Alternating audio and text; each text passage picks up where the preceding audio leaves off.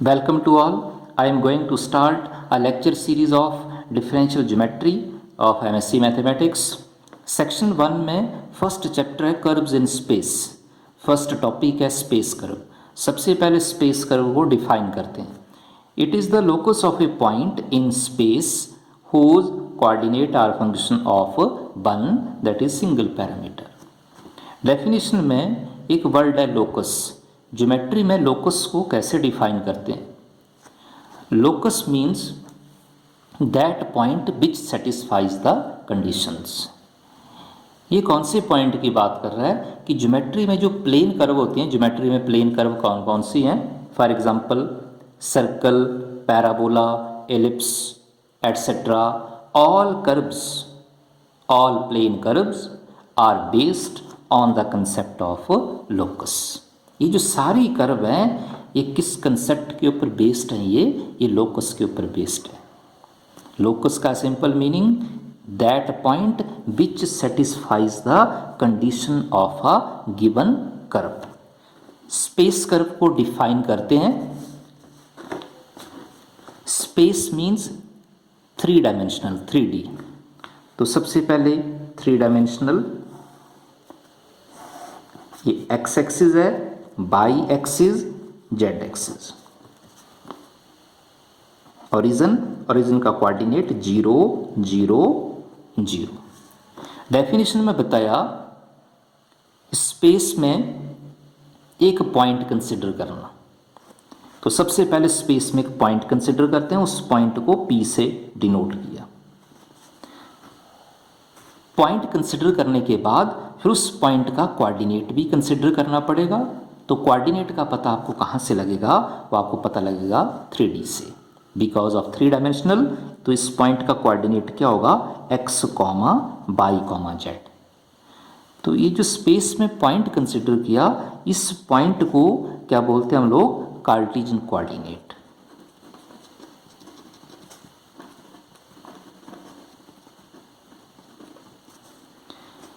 Definition में बताया कि ये जो स्पेस में पॉइंट कंसिडर किया, इस पॉइंट का कोऑर्डिनेट x, y, z.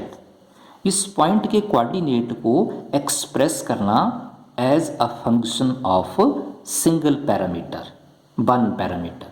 तो ये कैसे एक्सप्रेस करेंगे? उसके लिए क्या करोगे आप? सबसे पहले इस पॉइंट को ओरिजिन के साथ ज्वाइन करोगे. Join OP. जैसे आपने पॉइंट P को O के साथ ज्वाइन किया, this OP represents A distance. और इस डिस्टेंस को स्मॉल r से डिनोट किया. वेक्टर की बात करेंगे तो स्मॉल r को हम लोग बोलते हैं position vector. This small r is called position vector, and this is a position vector of a point P which lies in space. इस पॉइंट के कोऑर्डिनेट को function as a single parameter कैसे express करेंगे? तो उसके लिए क्या बताया कि पॉइंट P को O के साथ ज्वाइन करो. ज्वाइन करने के बाद O to P डिस्टेंस को स्मॉल r से डिनोट किया. स्मॉल r को क्या बोलते हैं वेक्टर में? पोजीशन वेक्टर बोलते हैं. तो सबसे पहले क्या करेंगे? इसमें O to P distance find करेंगे. और O to P डिस्टेंस कैसे फाइंड करना? सिंपल है. अगर आप वेक्टर की बात कर रहे हैं तो along x axis unit vector को I से डिनोट करते हैं. सिंपल है. Along y axis unit vector को J से रिप्रेजेंट करते हैं. Along z axis unit vector को K से डिनोट करते हैं. O to P डिस्टेंस या इस पोजीशन वेक्टर को कैसे डिफाइन करना? Therefore vector OP is equal to, distance कैसे फाइंड करेंगे? फर्स्ट पॉइंट में से फर्स्ट पॉइंट सब्ट्रैक्ट करना, सेकंड पॉइंट में से सेकंड पॉइंट सब्ट्रैक्ट करना और थर्ड पॉइंट से थर्ड पॉइंट सब्ट्रैक्ट करना. x minus 0 into y plus y minus 0 into j plus z minus 0 into k. x minus 0 into I plus y minus 0 into J plus z minus 0 into के. Solve करते हैं इसे. क्या आएगा? x into I plus Y into J plus z into के. This is the distance from O to P and this distance is also called position vector. और position vector को या डिस्टेंस को किससे रिप्रेजेंट किया है, स्मॉल आर से। तो OP आर के बराबर है, therefore vector R is xi plus Y J plus Z K. This is the position vector, this is the distance from point O to P। ये जो पोजीशन वेक्टर फाइंड किया, इस position vector के कितने component हैं, 3 component हैं। Because of 3 dimensional, because of space, 3 component हैं। पहला कंपोनेंट x है, दूसरा कंपोनेंट y और तीसरा कंपोनेंट z। डिफरेंशियल ज्योमेट्री में जब आप पोजीशन वेक्टर लिखोगे तो उस समय आपने साइन, वेक्टर साइन अप्लाई नहीं करना, इसे सिंपल फॉर्म में लिखना। कैसे लिखेंगे, therefore r is equal to x comma y comma z। This point x comma y comma z are the component of position vector r।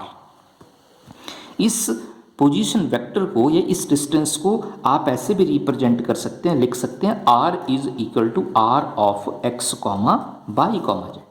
और ये ऐसे क्यों लिखा, तो ये आपको पता है, ये लोअर क्लासेस में पढ़ा। अगर आप फंक्शन की बात करेंगे, 1 वेरिएबल की बात करेंगे, तो फंक्शन को आप इस फॉर्म में लिखते हैं f ऑफ x, तो इसे y से डिनोट किया। और इस फंक्शन को आप ऐसे भी लिख सकते हैं y is equal to y of x। ये कैसे लिखा, क्योंकि राइट हैंड साइड में जब आप वेरिएबल की वैल्यू अप्लाई करोगे फंक्शन में, तो यहाँ से जो वैल्यू आएगी वो वैल्यू किसकी होगी, वो y की वैल्यू। तो इसका मतलब आप इस फंक्शन को ऐसे भी रिप्रेजेंट कर सकते हैं। अगर आप 2 वेरिएबल की बात करेंगे, एक और एग्जांपल कंसिडर करते हैं फंक्शन का। अगर आप फंक्शन में 2 वेरिएबल हैं तो इसे आप किसी अनदर वेरिएबल से रिप्रेजेंट करोगे, z से डिनोट किया, तो इस फंक्शन को भी आप इस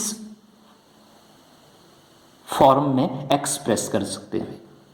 जो फर्स्ट एग्जांपल लिया फंक्शन का, उसमें सिंगल वेरिएबल है, इसमें डबल वेरिएबल है, 2 वेरिएबल है। तो इसे भी आप ऐसे लिख सकते हैं z is equal to z of x comma y।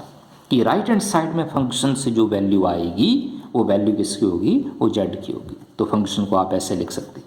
Suppose function में 3 वेरिएबल हैं x comma y comma z, तो इसे आप किसी अनदर वेरिएबल से डिनोट करोगे। तो इस फंक्शन को भी आप विद रिस्पेक्ट टू 1 और 2, जैसे फर्स्ट और सेकंड में बताया, वैसे आप इसे भी एक्सप्रेस कर सकते हैं। कैसे, h is equal to h of x comma y comma z। तो यहाँ से ये आपको पॉइंट पता लग जाएगा। तो इसका मतलब ये जो पोजीशन वेक्टर के कंपोनेंट आए, आप इसे इस फॉर्म में भी लिख सकते हैं, r is equal to r of x comma y comma z। Position vector या डिस्टेंस फाइंड करने के बाद फिर इस पोजीशन वेक्टर के कंपोनेंट को आप किस फॉर्म में, इस पॉइंट के कोऑर्डिनेट को आप किस फॉर्म में एक्सप्रेस करोगे, as a function of single parameter. Parameter तो आपको पता ये भी लोअर क्लासेस में आपने डेरिवेटिव में पढ़ा, पैरामीट्रिक इक्वेशन। जब पैरामीट्रिक इक्वेशन की बात करते हैं, सपोज हमारे पास 2 वेरिएबल हैं x और y।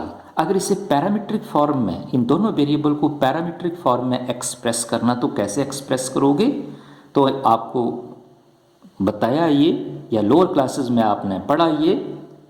Suppose x is a function of t and y is also a function of t, then this type of representation represents parametric form और parametric equation। तो यहाँ से पता लग रहा है ये कि पैरामीटर मीन्स कि यहाँ हमारे पास 2 वेरिएबल हैं, तो जब आप इन 2 वेरिएबल को पैरामीट्रिक फॉर्म में एक्सप्रेस करोगे तो ये दोनों वेरिएबल सिंगल पैरामीटर, और यहाँ सिंगल पैरामीटर क्या कंसिडर किया, t। तो ये दोनों वेरिएबल सिंगल पैरामीटर पर डिपेंड होंगे।